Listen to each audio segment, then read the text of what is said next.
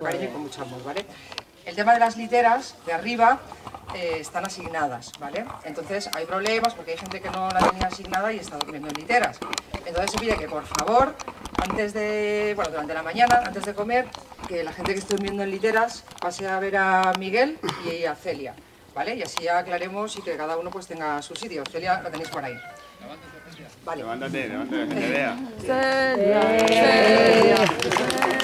Vale, la segunda cosilla también muy básica es que cada personita se recoja sus desperdicios, ¿vale? Es muy básico, pero hay gente que termina de comer y se deja ahí los plásticos de las magdalenas, etcétera, ¿vale? Entonces que cada uno sea responsable de tirar su basura.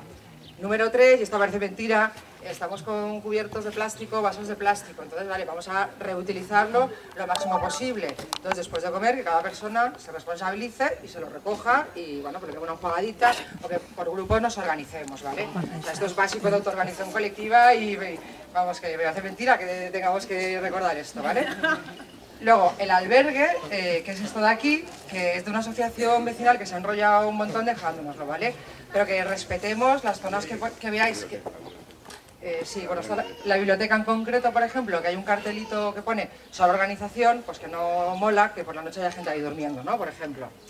Y luego, por último, pues que no es que sea un toque de queda, ¿vale? Pero que a partir de las 12 de la noche o así, pues que se respete y la zona de camas, de descanso, pues que no se monten tertulias, ¿vale? Como pasó anoche, que tenemos aquí un parque aquí súper guapo para tertulia, o tenemos el bar o tenemos nada, ¿vale? Entonces, pues, yo creo que ya está, ¿no? Vale, pues ya está. Me guardo el látigo, ¿vale? Acordaros, colaborar, ¿vale? Que somos autoorganización y demostrémoslo. Venga, empezamos.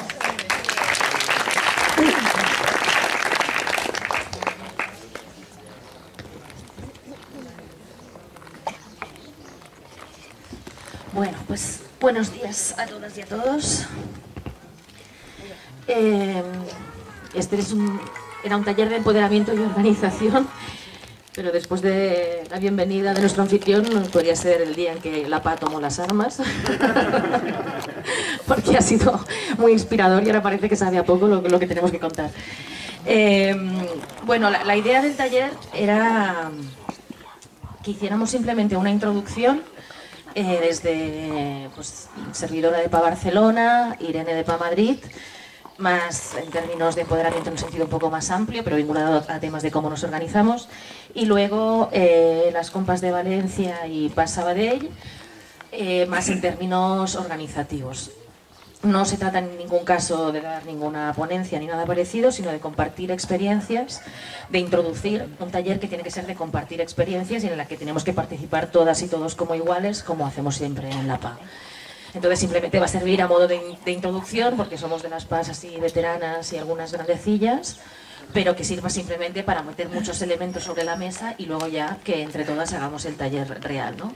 Y la otra idea de este taller es que, aparte de intercambiar experiencias, precisamente porque este es un espacio interno de organización, pues que no vayamos tanto a lucir, digamos, las lentejuelas, que bueno, sí, toda buena experiencia será bienvenida para intercambiarla, pero que también no dejemos de sacar todas las dificultades, obstáculos, contradicciones, ¿vale? Que saquemos también eso para aprender todas y todos cómo hacerle frente y cómo mejorar. Bueno, pues entonces yo nada, simplemente para romper el hielo iba a hacer la breve introducción sobre el tema del empoderamiento, que es algo que ha sido bastante clave en la PA desde el principio. Y bueno, muchas de las cosas que voy a decir ya las sabéis o alguna me la habéis escuchado, pero como también hay que recordar que aquí en estas jornadas otra cosa bonita es que estamos muy mezclados, o sea que hay gente que lleva mucho tiempo en el movimiento, otra gente en cambio que son PAs acabadas de crear, entonces también tengamos un poco de paciencia si decimos alguna cosa que muchas sabemos, pero siempre puede ser útil para gente que acaba de llegar, ¿no? Bueno, recordamos por qué hablamos de empoderamiento, ¿no? Recordamos brevemente, porque además lo mencioné también en la introducción del inicio de las jornadas, que nos encontramos cuando formamos la PA, ¿no? Siempre decimos que una pequeña, gran, enorme victoria es que ahora parezca lo más normal del mundo, que exista la PA, que hayan 170 núcleos, que no solo se hayan parado centenares de desahucios, sino que además esté bien visto parar desahucios en el Estado español, ¿no? Que eso se haya popularizado directamente. Eso es una pequeña, enorme victoria del movimiento, porque cuando empezamos eso era impensable, inimaginable. Nadie tenía eso en la cabeza, menos las personas afectadas, ¿no? Y por eso la importancia de hablar del empoderamiento. Cuando empezamos tuvimos claro que había un problema, como explicaba ayer, estructural, ¿no? Un problema de vulneración de derechos humanos y en concreto de vulneración de derecho a la vivienda. Y para cambiar eso no se cambia, digamos, con una vanguardia, con un grupito de personas iluminadas que tenemos las ideas muy claras y sabemos lo que hay que hacer y no hay que hacer en políticas de vivienda. O sea, para cambiar una situación tan dura, tan injusta, tan generalizada como la que tenemos en el Estado español, es necesario que haya una movilización global, empezando por las propias personas afectadas. Si no, esto no va a cambiar jamás, ¿no? Porque desde luego en el otro lado está el poder económico, el poder político, que también tiene tentáculos en el poder judicial, en el poder mediático. Vamos, que por poder, ahora mismo tienen bastante concentrado el poder, ¿no? Entonces, eso es Goliat, y para que David se pueda enfrentar a Goliat, pues le va a tener que poner un poco de estrategia y de organización, porque ellos tienen mucho poder, ¿no? Pero nosotros somos mayoría, entonces ahí está nuestra fuerza, que en realidad somos muchas y muchos, lo que pasa es que cuando empezamos absolutamente desorganizadas. Entonces, para poder hacer eso, las propias personas afectadas tienen que implicarse en esa lucha y tienen que protagonizarla, ¿no? Entonces, ¿qué pasó? Que cuando nosotros convocamos las primeras reuniones de la plataforma, efectivamente, como ya dije, apareció mucha gente, o sea, nos dimos cuenta de que habíamos intuido bien, de que había un problema muy gordo, porque mucha gente vino, pero en cambio nos equivocamos con lo que esperábamos encontrar, ¿no? Esperábamos encontrarnos a gente enfadada y nos encontramos a mucha gente deprimida, mucha gente destrozada, ¿no? Con la moral por los suelos, con problemas enormes y con un estado de ánimo que es todo lo contrario a la movilización. O sea, para que la gente tenga ganas de moverse, de defender sus derechos, la gente tiene que estar fuerte, la gente tiene que estar consciente de que tiene unos derechos que se están pisoteando, de que las cosas pueden ser de otra manera, ¿no? Entonces, cuando empezamos era todo lo contrario. La gente lo vivía como un problema estrictamente individual, como un fracaso personal, con grandes dosis de vergüenza y de culpabilización. Entonces, eso también es importante saber por qué nos pasa eso, ¿no? ¿Por qué nos sentimos así? Es importante para luego poderle hacer frente y poderle dar la vuelta, ¿no? Porque es fácil decirlo, pero otra cosa es hacerlo, ¿no? Y cualquiera de nosotros que hemos pasado por esa situación en un momento u otro de sensación de derrotismo total, sabemos que muchos amigos y muchos familiares te pueden hacer grandes discursos de ánimos, de tú eres fantástico, tú vales muchísimo, saldrás de esta, pero más te intentan animar y casi más te hundes, ¿no? O sea, es muy fácil de decir, pero es muy difícil de hacer cuando estás en el agujero, ¿no? Y entonces es importante saber de qué provienen esos sentimientos, por qué nos sentimos así, para luego poderle dar la vuelta, ¿no? Por un lado, lo que nos encontramos es que hemos pasado en muy poco tiempo por una situación que se puede definir de traumática absolutamente, ¿no? De shock, ¿no? Hemos pasado de miles de personas que vivían en la más absoluta normalidad, y cuando digo normalidad quiero decir normalidad masiva, es decir, miles de personas que hacían lo que hacía todo el mundo, lo que los medios consideraban lo más deseable, lo que el Estado te recomendaba explícitamente que hicieras, ¿no? O sea, recordemos que en plena burbuja inmobiliaria, en los años 2000, todo el mundo más o menos podía ganarse la vida e incluso había una idea de crecimiento, con lo cual de prosperar, ¿no? Y podías ganarte más o menos bien la vida y formar una familia y comprarte una casa, que es lo que hacía todo el mundo y lo que el Estado te recomendaba cada año que hicieras, ¿no? Que era la mejor inversión. Esto es importante recordarlo, no simplemente para recordar cómo nos ha engañado y cómo nos ha estafado, sino para recordar que miles y miles de personas han caído en esta trampa sin ser conscientes. O sea, nadie era consciente que estaba asumiendo el peor riesgo de su vida, ¿no? Si a ti te dicen que estás cometiendo el riesgo mayor de tu vida, te lo piensas dos veces, ¿no? En cambio te decían que estabas haciendo lo más seguro de tu vida, ¿no? La inversión más segura, comprarse una casa.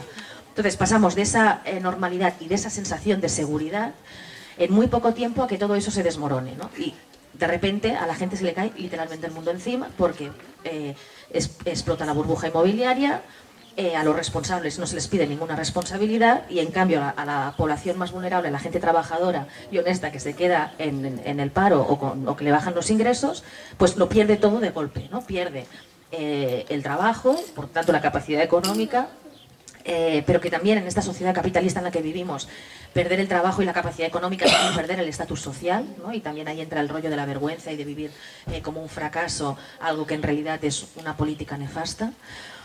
Y perdiendo el estatus económico, evidentemente, si el principal gasto de las familias es la vivienda, pues lo primero que no se puede pagar es la casa, por lo tanto, al drama de perder el trabajo se une perder la vivienda y encima descubrir algo que no se sabía, que es que te puedes quedar con la deuda de por vida, ¿no? Algo que nadie se le había informado.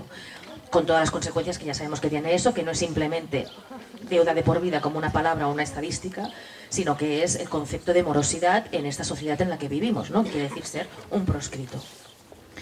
Y eso sumado a los valores de nuestra sociedad actual, que esperemos que esta crisis nos sirva para hacer una reflexión colectiva y cambiarlos, pues es no solo que individualmente mucha gente, miles de personas pasan por ese proceso traumático, sino que además se hace en una sociedad que no es simplemente capitalista por tener un modelo económico que prioriza la especulación y los beneficios por encima de la vida de las personas, sino que en el día a día los valores que se han impulsado durante años y años son los del individualismo, el egoísmo, la competitividad, todo lo contrario a la solidaridad, el apoyo mutuo, la cooperación. Entonces, ¿qué pasa? Que cuando la gente pasa por esa situación traumática, encima de pasar por esa situación traumática, se siente sola y no ve ninguna herramienta para hacerle frente, ¿no? Pasas por esa situación y lo que te tormenta es que no se enteren tus vecinos, que no se entere tu familia y no le ves ninguna salida ni alternativa, ¿no? Porque además te han dicho que este es el único modelo posible, que no haya alternativa de modelo. Ese es el mensaje general, ¿no? Que te dan en los medios de comunicación, desde el poder político, etcétera. Por eso digo que cuando empezamos la PA, de repente nos dimos cuenta que nuestra mayor dificultad estaba dentro nuestro, ¿no? Que eran valores que nos atravesaban a todas nosotras, que nos generaban impotencia, ¿no? que nos impedían darle la vuelta a la situación y verle una salida al túnel, ¿no? Entonces, por eso vimos, ¿no? Por eso he empezado diciendo esto, que pues, puede parecer muy obvio, pero porque hablamos de empoderamiento, pues hablamos por esto, ¿no? Porque vivimos en una sociedad enferma, con unos valores enfermos que son contrarios a la vida y a la dignidad y a la alegría y a la felicidad de las personas. Y entonces, cuando pasa esta situación de estallido de la burbuja, encima nos encontramos solas y desarmadas, ¿no? Entonces, para poder empezar a darle la vuelta a esta situación, antes que asesoramiento jurídico, por ejemplo, necesitamos creernos nosotras mismas que esto puede ser de otra manera, porque si nosotras no nos lo creemos, ya podemos acceder al mejor de los abogados, que de esta no salimos, ¿no? Sabiendo como sabemos que aquí hay un problema de leyes injustas, etcétera, que ya no me voy a repetir. Entonces, visto que el punto de partida era esta, es cómo lo hacemos, ¿no? Porque otra vez se dice fácil, pero ¿cómo hacemos esto? Bueno, cuando empezamos en Barcelona, fuimos probando varias maneras, ¿no? Evidentemente teníamos una necesidad de asesoramiento, o sea, la teníamos todos y todas, ¿no? Tanto las personas afectadas como las personas que queríamos ayudar. En ese momento nadie sabía ni qué era una ejecución hipotecaria, ni cómo funcionaba, ni qué derechos tenías frente al banco, o sea, necesitábamos asesoramiento. Entonces, por ejemplo, empezamos a hacer jornadas de asesoría con abogados solidarios, donde de forma colectiva, pero era el abogado o la abogada quien hacía ese asesoramiento, ¿no? Y fue un desastre total. O sea, venían decenas de personas, sí, venía mucha gente, pero venía gente a darse codazos entre sí para que el abogado le respondiera a su caso, ¿no? Entonces, eso no funcionaba, ¿no? Entonces, bueno, no me alargo, pero de experiencias así fue como fuimos pensando el asesoramiento colectivo, ¿no? Que ahora en la PA decimos asesoramiento colectivo, pero cuando empezamos el asesoramiento colectivo no existía, ¿no? A nadie se le había ocurrido. Entonces fue un poco de esa idea de ver que necesitábamos asesoramiento, pero que más que el asesoramiento necesitábamos la dimensión colectiva y creernos que todas juntas podíamos hacerle frente al problema, podíamos organizarnos y podíamos buscar soluciones, ¿no? Entonces, de ahí pasamos a buscar el apoyo jurídico, pero de manera indirecta, ¿no? O sea, perdón. Buscar el apoyo jurídico, pero siempre de manera indirecta, es decir, que los abogados y las abogadas no tuvieran un papel central en nuestras reuniones, sino que nos informaran cada vez que nosotros tuviéramos necesidad, ¿no? Que hicieran, por ejemplo, talleres formativos, pero siempre de manera indirecta, ¿no? Y que el asesoramiento lo pudiéramos hacer siempre personas que no éramos abogados y abogadas, que además descubrimos que era mucho más fácil de lo que nos habían dicho, ¿no? Como ya expliqué, el tema hipotecario en realidad es muy sencillo si quieren que lo entiendas, ¿no? Si te lo traducen y te lo explican de manera como hablamos la gente normal en la calle, se entiende, en una tarde lo puedes saber todo, ¿no? O casi todo. Entonces, el asesoramiento colectivo empieza de esa manera, ¿no? con esa necesidad de asesoramiento jurídico, pero quitando la centralidad al rol del profesional, ¿no? Porque eso refuerza todo lo contrario de lo que nosotros buscábamos. O sea, si hay un profesional, el resto somos inútiles, para entendernos, ¿no? Entonces, hay alguien que sabe que nos tiene que ayudar, porque pobrecitos de nosotros jamás nos vamos a saber defender, ¿no? Entonces, hay que romper con esos roles de desigualdad, ¿no? Es esencial que en nuestras asambleas, que en nuestras reuniones, todos y todas seamos iguales. Y todo el mundo tiene enormes capacidades y enormes habilidades. Se trata precisamente de ponerlas en común y entre todos y todas ir creciendo, ir aprendiendo los unos de los otros, porque todos, siempre todos vamos a tener mucho por aprender del resto de nuestros compañeros y compañeras. Quizás alguien sabrá más del tema jurídico, pero otra gente sabrá otras cosas muy útiles para el movimiento, ¿no? Entonces, nace el asesoramiento colectivo ante todo para atender una necesidad objetiva, ¿no? O sea, esto no es un rollo que nos inventamos, sino que es que tenemos necesidades concretas que hay que atender. Pero la clave está siempre en que no se vea ese asesoramiento como algo separado de esa necesidad de organización que tenemos como movimiento, para no olvidarnos de nuestro objetivo principal, que es que sabemos que esto no se gana en los juzgados, esto no se gana en los tribunales. Aunque tengamos el mejor asesoramiento, aunque tengamos la mejor de las formaciones, aunque todos nos volvamos super mega expertos del tema jurídico, si no tenemos capacidad de contrapoder, si no tenemos fuerza de negociación, si no les damos miedo para entendernos, esto no se resuelve, ¿vale? Entonces, teniendo en cuenta siempre eso, era clave que ese asesoramiento colectivo no se separara de la parte, digamos, política del movimiento, ¿no? Entonces, por eso el asesoramiento colectivo, hemos ido probando diferentes fórmulas, pero ahora, por ejemplo, nosotros lo que hacemos es empezar siempre con la explicación de qué es la PA.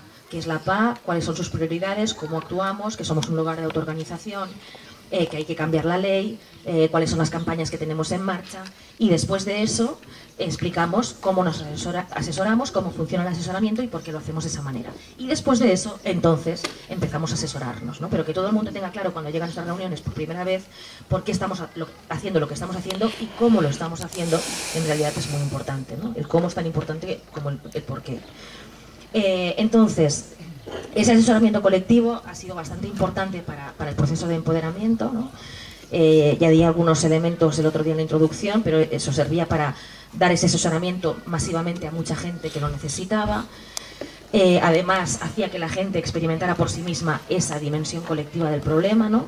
Que ya lo comenté, que una cosa es que te expliquen que esto es un problema de mucha gente y otra cosa es que lo veas y lo vivas, ¿no? Y que en ese asesoramiento te des cuenta de que tu problema no es tuyo, sino que es de mucha más gente que está igual o peor que tú, ¿no? Entonces le da a la gente realmente la dimensión de no soy yo un fracasado, sino que tenemos un problema y nos han estafado. Pues el asesoramiento colectivo permite que la gente realice por sí misma esa experiencia.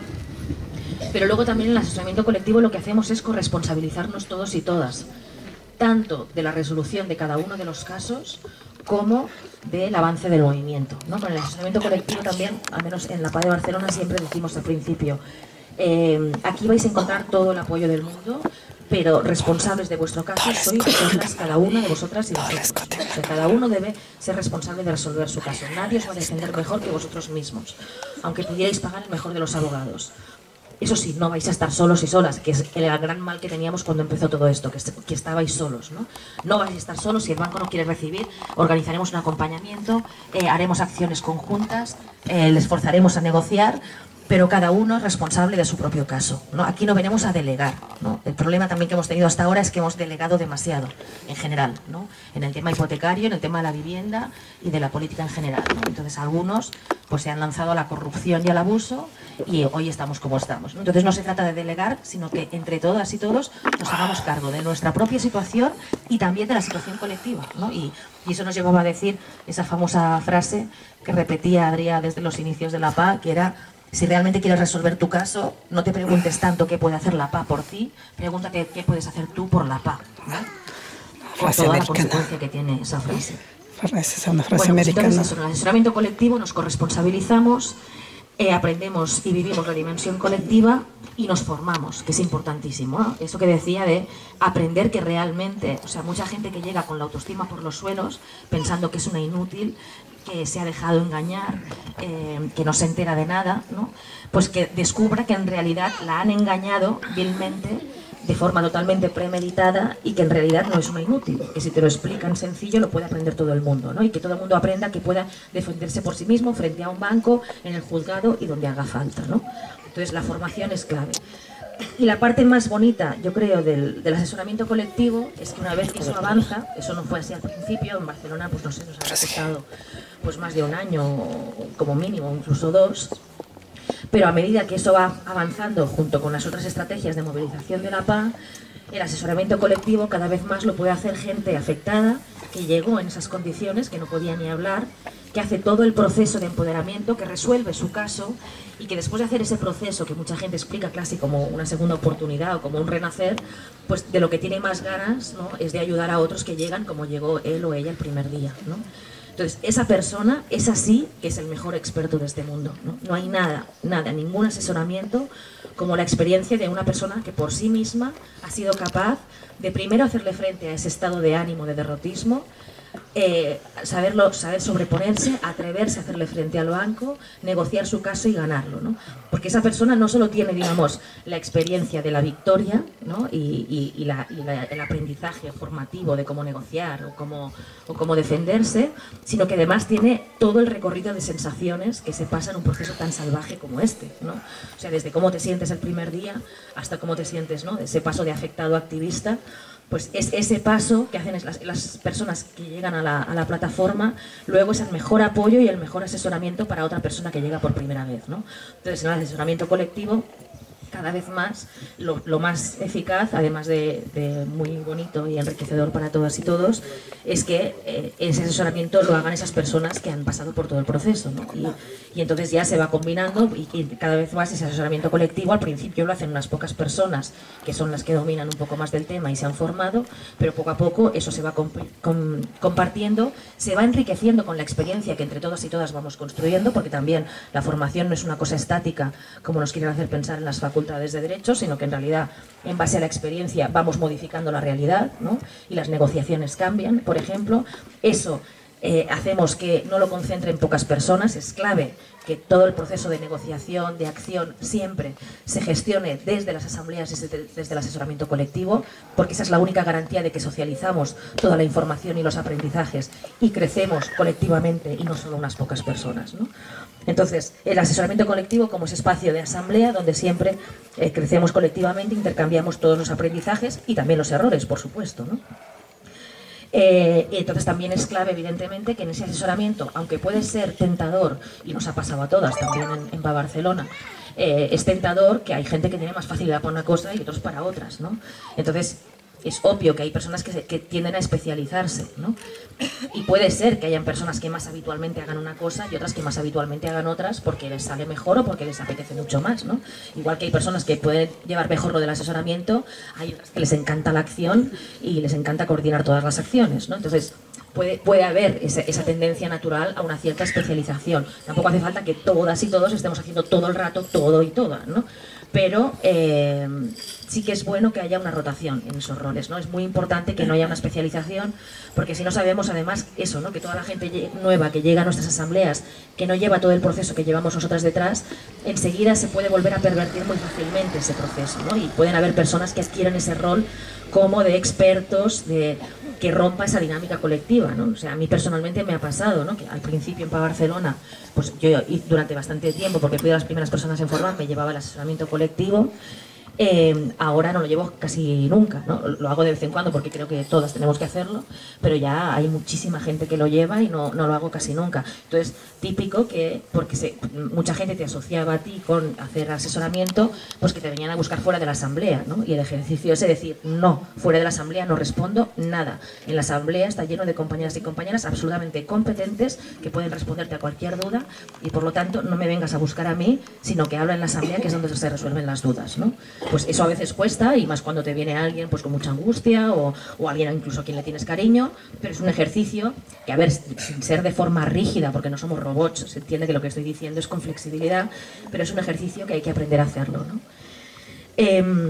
Bueno, pues entonces el empoderamiento creo que ha sido bastante clave el aprendizaje este del asesoramiento colectivo, que lo vamos mejorando según la marcha y con los aprendizajes que vamos haciendo, junto con otras estrategias del movimiento, ¿no? El hecho de acompañar, de ir acumulando pequeñas grandes victorias, ¿no? El hecho de demostrar que los sin nadie, los sin voz, los que el sistema ha considerado, pues eso, gente que no se va a poder recuperar nunca más y que, entre comillas, socialmente no vale para nada, pues resulta que esa gente le puede dar la vuelta a la tortilla, ¿no?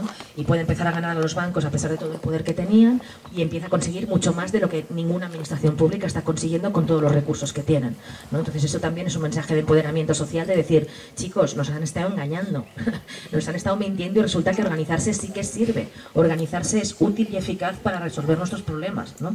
Y eso lo estamos demostrando con esa acción cotidiana, ¿no? Y evidentemente también profundizar la formación, o sea, más allá de talleres específicos para el tema jurídico, puntuales, cuando van surgiendo nuevas cosas, que serán las cláusulas abusivas, que sí tal, pues siempre ir haciendo esos talleres de formación regulares en las que sean abiertos para todo el mundo de la asamblea, para evitar esa especialización a la que muy naturalmente podemos tender, ¿no? Y nada, para no alargarme, para que esto sea plural y colectivo, quiero hacer mucho énfasis en que más allá de todo este proceso de aprendizaje brutal que estamos haciendo, o sea, yo estoy súper contenta, orgullosa y sobre todo agradecida, porque con este movimiento de verdad no había aprendido tanto nunca en mi vida, ni me había emocionado tanto. Llevo más de 4 años y sigo llorando en las asambleas, me sigo emocionando, bueno, no sé, tenemos días de llorar y reír como 4 o 5 veces, ¿no?, seguidas. Y espero además que a la barbarie no nos acostumbremos jamás, ¿no? Porque a nuestras reuniones siguen llegando personas absolutamente destrozadas y devastadas y a eso no hay que acostumbrarse jamás, ¿no? Pero eso, en este movimiento que se va consolidando y que una de sus pequeñas grandes victorias es que empieza a parecer normal que la gente se organice, empieza a parecer normal que la gente pare desahucios, ¿no? Que tampoco nos conformemos con eso y nos parezca a nosotros normal. Recordemos siempre que esto cuesta y que además tenemos enemigos poderosos a quienes les interesa desmontar esto.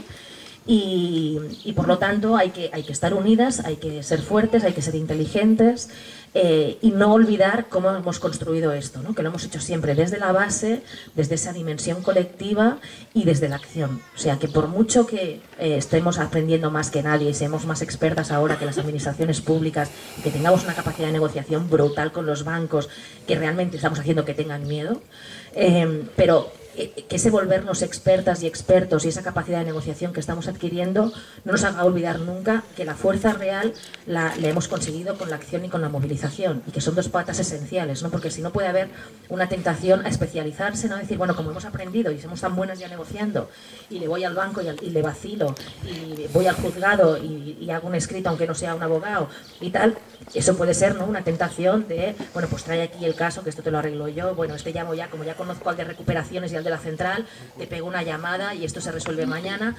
Entonces, está bien haber conseguido esa capacidad de negociación con los bancos, esa formación técnica, pero que no se nos olvide nunca que todo eso es valioso única y exclusivamente por la capacidad de movilización, de acción, que es lo que realmente les ha hecho temblar, ¿no? O sea, nuestra fuerza está en la calle y siempre tiene que haber una sintonía, una armonía y una conexión total entre ese aprendizaje técnico con la capacidad de movilización. Y ya se lo dejo aquí, paso.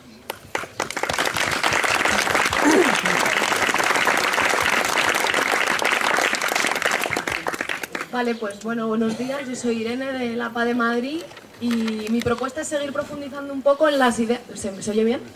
Sí. Seguir profundizando un poco en las ideas que estaba planteando ahora Ada.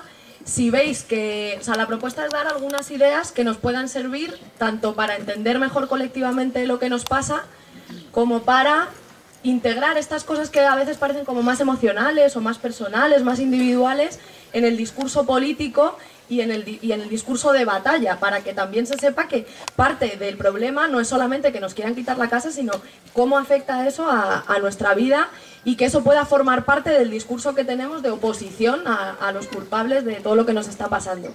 Si hay alguna cosa que pues os parece que me estoy enrollando mucho o que no tiene sentido, que no tiene relevancia o lo que sea, pues me hacéis gestitos con las manos y yo cambio de idea y me callo y seguimos para adelante, ¿vale? La primera idea sobre el empoderamiento que a mí me parece importante es que la idea del empoderamiento surge no de la PA, pero sí de otros compañeros y otras compañeras, sobre todo en Latinoamérica, que vivían bajo condiciones de opresión súper fuertes y que se dan cuenta de que para vivir mejor, tanto de forma individual como colectividad, como comunidad, necesitaban de ideas y de formas de sentir y de vivir que les ayudasen a enfrentarse a esa opresión y, como decía Ada, a sí mismos en muchas de las cosas que sentían y que les impedían ponerse en marcha, ¿vale? O sea, que sepamos que estamos compartiendo ideas y conceptos que han ido desarrollando otros compañeros y compañeras que también estaban en la lucha. A mí eso me parece importante porque creo que entre los diferentes movimientos y entre los diferentes espacios es súper importante reconocerse y aprender las unas de las otras. Entonces, esto lo podemos traer aquí, podemos seguir desarrollándolo y yo creo que eso es una cosa muy importante, que sepamos que ni siquiera nosotras como PA estamos solas, sino que también hay otros muchos movimientos que esto lo han trabajado. La idea del empoderamiento, yo creo que la idea fundamental es entenderlo como un proceso individual y colectivo, es decir, no es solamente mi proceso de empoderamiento, que yo me siento mejor, me quito la culpa, sino que va necesariamente acompañado de que otros compañeros y otras compañeras, a la vez que yo, se van quitando esa culpa, se van quitando esa vergüenza y sobre todo vamos asumiendo el control de nuestra vida, que nos han intentado quitar el control de nuestra vida, el control del proceso para recuperar la vivienda o para no perderla, etcétera, etcétera, ¿no? Como proceso individual y colectivo. Y otra idea que creo que es súper importante, y a lo mejor no la compartimos, podemos debatirla después, es que a través de ese proceso de empoderamiento también pasa que aprendemos a ver diferente el mundo, que aprendemos a entender mejor la realidad en la que nos estamos moviendo, que ya no pensamos que Emilio Botín es un señor emprendedor y maravilloso, el paradigma de nuestra sociedad, sino un estafador que está generando sufrimiento y dolor en muchísimos millones de personas simplemente por su enriquecimiento personal. Ese cambio de clic, que seguramente para nosotras y para nosotros ahora pues sea muy evidente, ¿no? Nadie aquí va a decir, no, pues yo sí creo que Botín es un gran emprendedor y es mi modelo. Ahora aquí nadie lo diríamos, pero si salimos a la calle nos podemos encontrar con muchas personas que ni siquiera entiendan por qué nosotras y nosotros pensamos que Emilio Botín es un estafador. Y es importante que cuando alguien no lo entiende como nosotras, sepamos que es posible que le haga falta tiempo y contacto con otras personas como nosotros y nosotras para darse cuenta de que pues es un estafador. Entonces, que respetemos también los procesos, que a veces yo creo que eso nos pasa mucho cuando estamos muy metidas en el movimiento, que llegamos gente nueva que no ve la realidad como nosotros y nosotras y queremos que lo cambie ya. Y que cambie ya, y lo vea todo como ya completo, ¿no? El discurso más elaborado de la PA que lo tenga de un día para otro. Y no nos damos cuenta de que nosotras mismas hemos necesitado un proceso para darnos cuenta de todas esas cosas y que seguimos aprendiendo, porque nunca dejamos de aprender por mucho que llevemos 1000 años en la PA o en otros espacios, ¿no? Entonces, ese proceso de problematizar la realidad, de desnaturalizar muchas cosas que se nos dan como hechas, como capitalismo, siempre ha existido capitalismo. Pues no, señores, no siempre ha existido y sobre todo no tendría por qué siempre existir aunque hubiese existido siempre.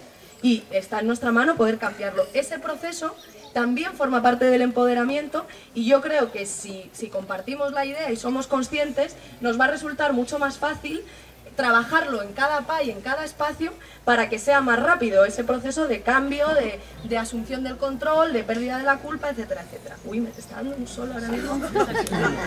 Vamos, arrollador. Ha llegado Heraldo. La chicharra y luego te hielas.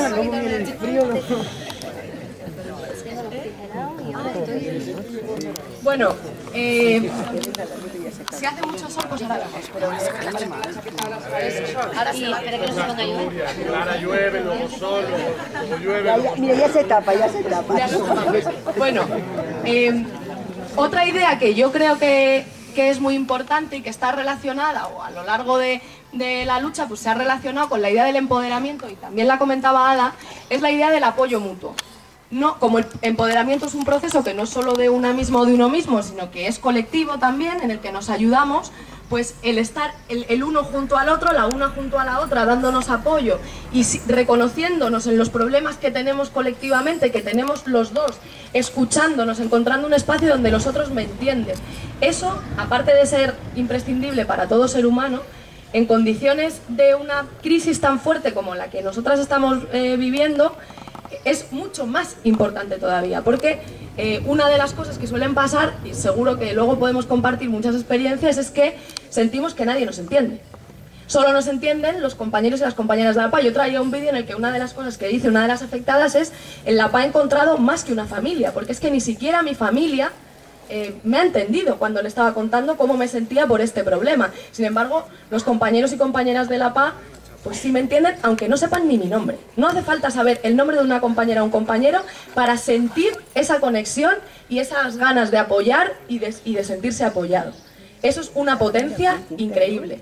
Más cuando, bueno, hay una distinción un poco así, artificial, clásica, entre las redes de apoyo informal, como estas, pues las personas de forma natural, digamos, nos vamos juntando con aquellas otras personas con las que nos sentimos a gusto, y las redes de apoyo formal, por ejemplo, los servicios sociales, el propio gobierno con sus leyes, que lo que pretenden es generar apoyos para la vida, bueno, se supone que deberían ser apoyos para la vida de las personas. Normalmente las redes de apoyo informal, es decir, las que elegimos y las que nos vamos configurando, son mucho mejores para sentirnos bien que las redes de apoyo formal. Yo me siento mejor con un amigo o con una amiga que con la compañera o el compañero de servicios sociales que me toque de turno, ¿no? Pero es que además, en nuestro caso, las redes de apoyo formal o son nulas para resolver nuestro problema. Muchas veces, lo decíamos ayer, los abogados y las abogadas de oficio tienen muy pocos conocimientos para ayudarnos a resolver nuestro problema. En servicios sociales muchas veces nos dicen: salga usted por donde ha entrado porque aquí no hay nada que hacer. Es que en otras ocasiones esas redes de apoyo formal nos intentan boicotear directamente. El decreto de la vergüenza, todas las cosas que estuvimos repasando ayer jurídicas, o sea, el gobierno, la represión política y social, todo eso son supuestas redes de apoyo formal, o lo que deberían ser redes de apoyo formal, que en realidad lo que están haciendo es intentar dinamitarnos directamente, o sea, que estemos peor de lo que estábamos, y por supuesto que estos espacios no los tengamos. Entonces, eso hace mucho más necesario que seamos conscientes de la importancia que supone para todas y cada una de nosotras el estar compartiendo, sentirnos a gusto, sentirnos reconocidas, etcétera, etcétera. No sé si luego podemos debatir todo esto, que son propuestas. Entonces, os cuento un poco por qué en Madrid, en nuestro caso, surgió la idea de trabajar de forma específica esto del empoderamiento y el apoyo mutuo. Nosotras somos conscientes, como comentaba Ada, de que el empoderamiento se trabaja en todos los espacios de la PA, solamente el dar el paso y llegar, el ir a una asesoría colectiva, el ir a un acompañamiento al banco, todo eso nos ayuda a sentirnos mejor, a encontrar nuevos compañeros, todo eso, perfecto. Pero además había una necesidad por parte de algunos y algunas afectadas, sobre todo mujeres, también somos más mujeres en la PA que hombres, de Espacio de Mujeres en Lucha, pues de tener un apoyo psicológico. Entonces, claro, ¿qué pensamos? Pues si cuando vienen los afectados y las afectadas y vienen pidiendo un abogado y necesitan una asesoría jurídica individual, nosotras respondemos: no, compañeros y compañeras, aquí tú te vas a convertir en un pequeño gran abogado y abogada sin estudiar la carrera, pues con el apoyo psicológico pensábamos algo parecido. Si tenemos que cuidarnos de forma específica, hagámoslo de forma colectiva, con talleres de empoderamiento y apoyo mutuo. Si luego queréis, en algún ratito libre, podemos ver el vídeo, que hay algunos ejemplos de cómo estamos trabajando. Lo sé que las compañeras de Murcia también lo están haciendo, así que a lo mejor luego estaría guay que compartiésemos. ¿Y Valencia también? ¿Se hacen? Bueno, pues que todo lo que tengamos lo vayamos compartiendo para ver cómo hacerlo. En realidad son talleres, en el caso de Madrid los hacemos cada 15 días, nos juntamos un par de horas o 3 y cada afectado o cada afectada va proponiendo diferentes temas. Al final elegimos un tema grupal que trabajar en esa sesión y vamos trabajándolo. Como pasa en la asesoría colectiva, por lo menos como lo intentamos hacer en Madrid, luego Albert nos dará más trucos de estos, igual que en la asesoría colectiva jurídica no es el abogado el que responde las preguntas, sino que los propios afectados, los que ya han pasado por una situación, responden a los que todavía no han pasado, y el abogado o la abogada está ahí como apoyo también, pues en el taller de empoderamiento nosotras funcionamos igual. Un compañero o una compañera plantea un problema que para esa persona es relevante y no es el psicólogo o la psicóloga el que le dice, ah, pues haz esto, sino que son los propios compañeros y compañeras los que dicen, yo cuando me pasó lo mismo que a ti, hice esto y no me funcionó, hice esto y sí me funcionó. Y eso además nos hace sentirnos muy bien porque cuando somos capaces de dar ayuda, pues también nos sentimos súper bien. Otras dos ideas que Ada comentaba y a mí me parecen muy importantes. Si hablamos de empoderamiento, que eso lo ha desarrollado muy bien ella, es también muy importante entender de dónde venimos, por qué nos pasa lo que nos pasa. Ella hablaba de la idea de trauma. Yo no sé si a nosotras y a nosotros nos hace sentido la idea de trauma, porque es una idea pues a lo mejor muy psicológica, muy de la academia, e incluso a veces un poco victimizadora, porque parece que tenemos que ser las víctimas pobrecitas. A mí la palabra trauma no me gusta, pero sí me hace sentido que pensemos en lo que nos está pasando como lo que normalmente se entiende como un trauma, o sea, como una experiencia súper impactante en nuestra vida que quiebra todo nuestro proyecto vital. O sea, que nos hace ser del día a la noche, o de la noche al día, otra persona. Que nos empezamos a cuestionar si lo hemos hecho bien o lo hemos hecho mal. Que empezamos a cuestionarnos si en el mundo hay gente en la que podemos confiar. Que empezamos a tener una sensación de miedo constante y de amenaza a que en cualquier momento nos pueden entrar en nuestra casa. ¿Qué va a pasar? ¿Dónde voy a estar? ¿Cómo arreglo esto? Nos vemos absolutamente desbordados y desbordadas. Da igual que tengamos 4 carreras o que hayamos vivido experiencias que nos hayan hecho crecer mucho personalmente o que no nos haya pasado. En todos los casos, la sensación es de desborde. La sensación en todos los casos es de absoluto desborde. ¿Qué más cosas nos pasan? Esa angustia, esa intranquilidad, el no saber qué va a pasar, el no poder dormir, o no poder comer o comer muchísimo. Todas esas emociones de por dónde salgo, el no me entiende nadie. Por eso, cuando llegamos a la paz, decimos la paz más que una familia. Cada una lo diremos de una manera, pero la idea es esa, no me entiende nadie. Nadie que no haya pasado por mi misma situación, incluso alguien que la haya pasado, no me va a entender cómo yo me siento, porque lo mío es especialmente doloroso. Cuando luego nos vamos dando cuenta, con el paso del tiempo, de que lo mío es muy doloroso, lo de la compañera es muy doloroso, lo de la otra compañera también, y además todas podemos ayudarnos a superarlo. También sensaciones de humillación. Es una experiencia súper impactante y que además queda muy fuera de nuestro control, porque es que ¿quién se imaginaba que estos señores y señoras estaban preparando una estafa hipotecaria de semejantes características y qué control tenemos nosotras sobre el proceso hasta que empezamos a ver esas herramientas colectivas que tenemos, ¿no? Entonces, esa sensación de me han humillado, de yo no me merezco esto, ¿por qué me ha pasado a mí? Yo soy una mierda. Pues todas esas cosas son sensaciones, emociones, experiencias vitales que clásicamente se entienden, como bien decía Ada, como trauma. Si no nos gusta trauma, a mí me parece que por lo menos con esas ideas es importante quedarse. ¿Por qué insisto mucho en describir esas emociones? Porque una cosa que en Madrid nos hemos dado cuenta es que muchas veces nos creemos que no se puede reconocer que nos sentimos mal. Incluso, por ejemplo, cuando lloramos, nos dicen, Ana, tonta, no te preocupes, esto se va a arreglar. Oye, no, es que yo cuando quiero llorar, quiero llorar. Ya cuando deje de llorar, me voy a la negociación. Incluso puedo estar en la negociación colectiva y apartarme un poquito y echar un llanto y volver. Y si entendemos que esto es algo natural, es decir, que cuando algo nos impacta tanto en nuestra vida, que es que se nos desbarata todo, pues a lo mejor es más fácil que nos ayudemos a dejarnos sentir esas cosas un poco negativas y apoyarnos para intentar superarlas, pero no tratar de ocultarlas, como si fuese algo que es vergonzoso, ¿no? Sentir vergüenza por sentir vergüenza, sentir vergüenza por sentir culpa, pues no. Vamos a aceptarnos, vamos a aceptar que esto es algo natural, que nos pase, y vamos a ayudarnos a no vivirlo de forma tan dramática y de forma tan agresiva, ¿no? Y por otra cosa que también es muy importante es que en las experiencias traumáticas muchas veces pasa que las personas no saben explicarlo, sienten que no saben cómo contarlo. Entonces, si nos ayudamos las unas a las otras a contarnos lo que nos pasa, pues qué maravilla, ¿no? Qué liberación, que ahora ya sí sé explicar lo que me pasa y además tengo un otro al lado que me va a ayudar a superarlo. Y yo le voy a ayudar a él. Entonces, por todo eso creo que es importante que, aunque parezca una cosa como menor, que es más importante la negociación colectiva que hablar de cómo me siento, pues hombre, por supuesto que sí, es que sin negociación colectiva no hay tu tía. Pero es que a veces para la negociación colectiva también es necesario que tenga un huequito para explicar cómo me siento, para ayudarme a explicarme cómo me siento y que entre todas eso nos ayude a fortalecer las negociaciones colectivas, los encierros, la obra social, las comisiones de la verdad y todo lo que montemos para enfrentarnos a este gigante, ¿no? Algunas cosas que pueden ser paradójicas y que yo quiero soltar para ver si nos identifican o no.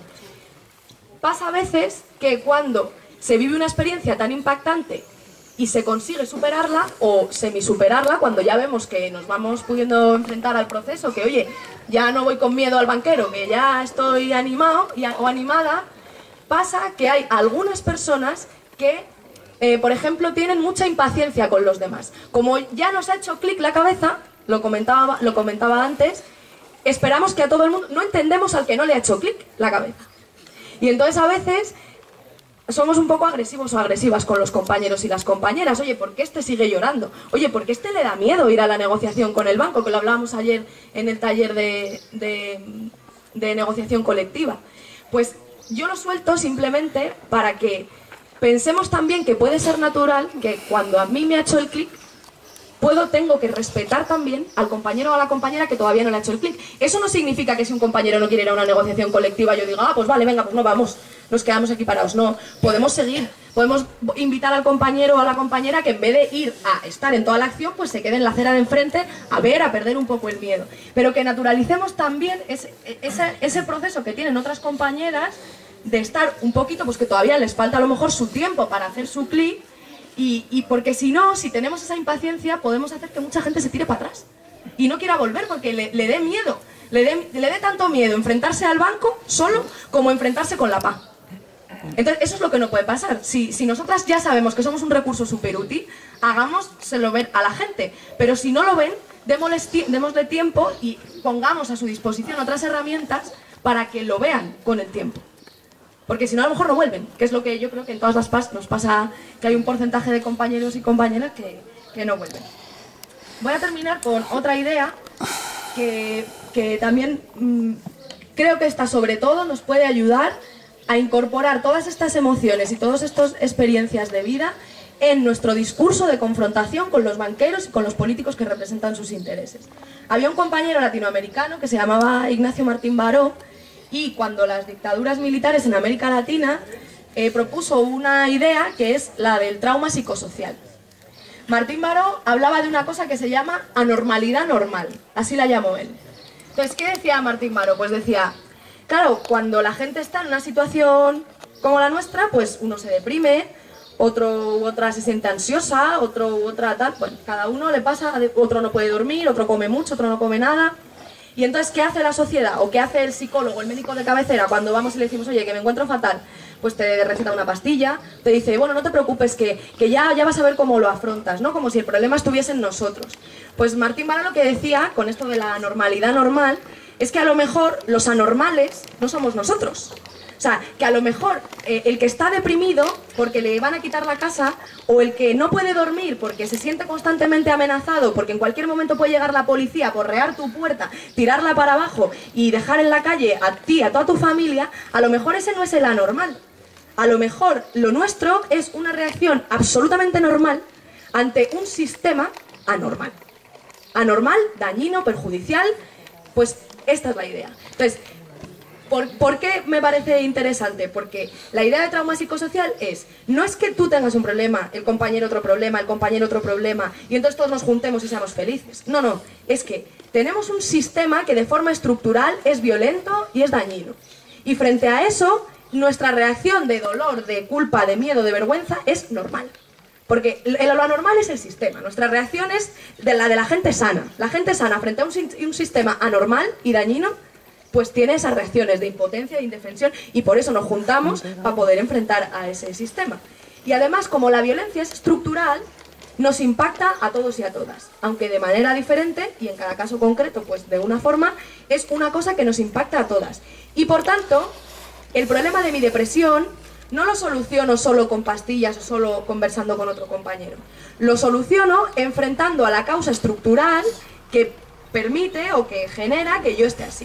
Es decir, ante un problema emocional y ante una experiencia de dolor personal, la solución pasa por afrontar eso y por compartir, pero también por enfrentar la causa estructural que lo está generando.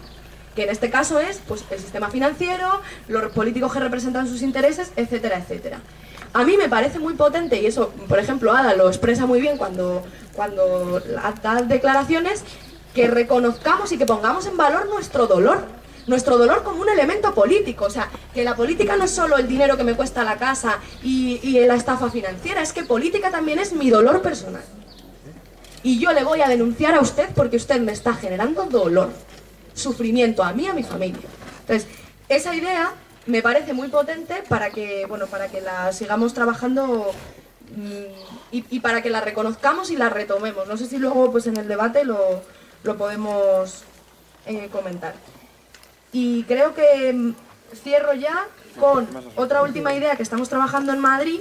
Sabéis que una de las cosas que estamos trabajando es en un proceso de documentación y de denuncia colectiva y movilización social de toda la estafa hipotecaria a través de comisiones de la verdad.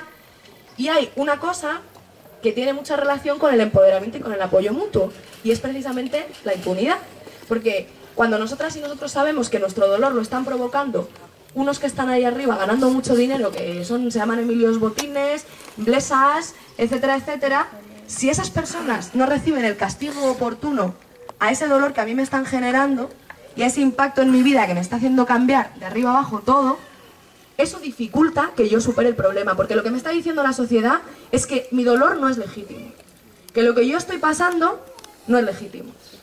Entonces, enfrentar la impunidad también es un proceso muy importante para nosotras empoderarnos, fortalecernos y apoyarnos las unas a las otras. Y en eso yo creo que la PA, además de ayudarnos al proceso individual, de quitarnos la culpa, la vergüenza y salir adelante sin miedo, nos está ayudando también a generar una herramienta superpotente de lucha social y política contra los culpables de la estafa hipotecaria y en realidad de todos los males que sufrimos, yo creo, las grandes mayorías, ¿no? Que son los banqueros y los políticos que responden a sus intereses. Así que juicio y castigo para ellos y mucho ánimo, compañeros y compañeras. Yo creo que ahora vamos a seguir aprendiendo mucho de cómo empoderarnos en el día a día de la paz. Y luego pues al debate.